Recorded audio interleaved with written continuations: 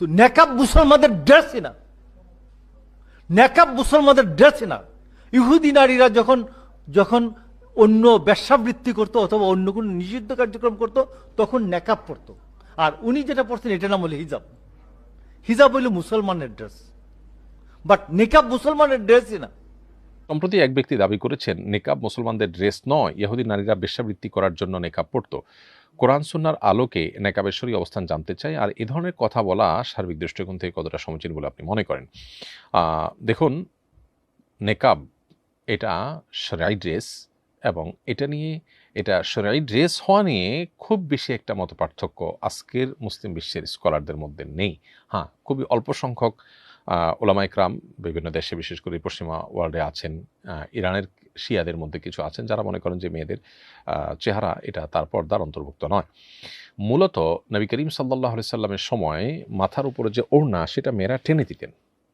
টেনে দিয়ে যখন চলাফেরা করতেন তখন তাদের চেহারা প্রদর্শন হতো না, এবং তাদের নিচের দিক থেকে চেহারা ওপেনই থাকতো। ওইটাকে এক অর্থে ওপেনই বলা যায়। আবার চেহারা প্রদর্শিত হতো না। আল্লাহ সুবহানাহু ওয়া তাআলা কোরআনে কারিমে বলেছেন, ইউদনিনা আলাইহিন্না মিন জালাবিবিহিন্না, মুসলিম নারীদেরকে আল্লাহ তাআলা মাথার কাপড়কে জিলবাব বলা হয়। এই জিলবাবকে আল্লাহ বলেছেন তারা যেন টেনে দেয়। এই টেনে দেওয়ার মানেটা কি? মাথার কাপড় তো মাথায় আছে, এটা টেনে দেওয়ার মানেই হলো তিনি যে তার চেহারা যেন প্রদর্শন না করেন। তো সে যুগে মুখ এভাবে নেকাব দিয়ে ঢেকে ফেলার এই সিস্টেমটা ছিল না।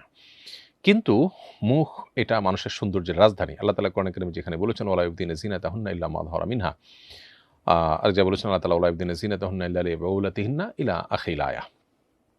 এখানে আল্লাহ তাআলা বলেছেন নারীরা যেন তাদের সৌন্দর্য প্রদর্শন না করেন গায়রে মাহরামদের কাছে।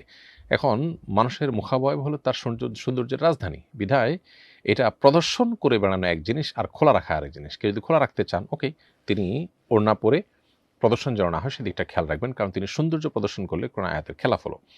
এছাড়া বর্তমান বিশ্বের, যেটা একটু আগে বললাম, যে বেশিরভাগ স্কলার, আপনি সৌদি আরব যদি বলেন, মিডল ইস্টের আরও গুরুত্বপূর্ণ দেশগুলো, মুসলিম প্রধান দেশ যেগুলো আছে যদি বলেন, প্রায় বেশিরভাগ স্কলাররাই বা প্রায় সব স্কলাররাই আপনার মুখাবয়ব ঢাকাকে পর্দার অন্তর্ভুক্ত বলেছেন। আর এইটাকে ইহুদি নারীদের বেশ্যাবৃত্তির জন্য নেকাব পরতো এরকম কথা বলা, এটা শুধু স্পর্ধাই না, এটা খুবই জঘন্য একটি উক্তি। কারণ কোনো মুসলমান মেয়ে তিনি পর্দা পরেও যদি কোনো খারাপ কাজে লিপ্ত হন, তাহলে সেক্ষেত্রে এটার জন্য ওই ড্রেসকে আপনি দোষারোপ করতে পারেন না। বাংলাদেশে যত দুর্নীতি মানুষ করে সবই তো শার্ট প্যান্ট পরে করে।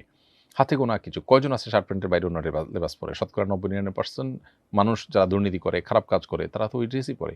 এই জন্য কি আপনি ওই ড্রেস পরা মানুষকে গণহারে খারাপ বলবেন, বা ওই ড্রেসকে আপনি আসামির কাঠগড়ায় দাঁড় করতে পারেন? খুবই জঘন্য উক্তি এটি।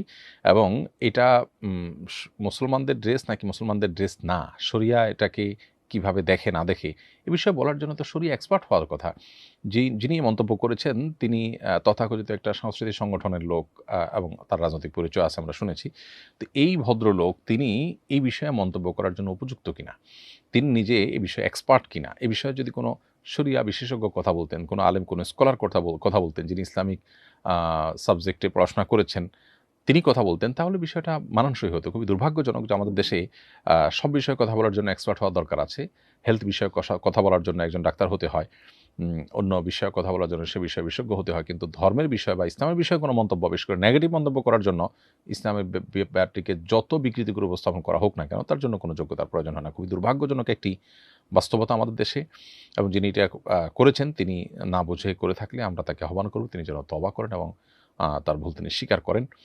আর যদি তিনি ইচ্ছাকৃতভাবে মুসলমানদেরকে আঘাত করার জন্য এরকম কথা বলে থাকেন, তাহলে তার মনে রাখা উচিত বাংলাদেশের মানুষ প্রচণ্ড রকমের ধর্মপ্রাণ। যত মানুষ মুসলমানদেরকে এভাবে আঘাত করার চেষ্টা করেছে তারা নিজেরা আঘাতপ্রাপ্ত হয়েছেন, তারা নিজেরা একটা সময় সমাজ থেকে বিচ্যুত হয়েছেন এবং সমাজচ্যুত হতে বাধ্য হয়েছেন। আমরা আশা করব যে তিনি এ ধরনের ভুল আর করবেন না, এবং তার ভুল তিনি স্বীকার করে সংশোধন করে নেবেন।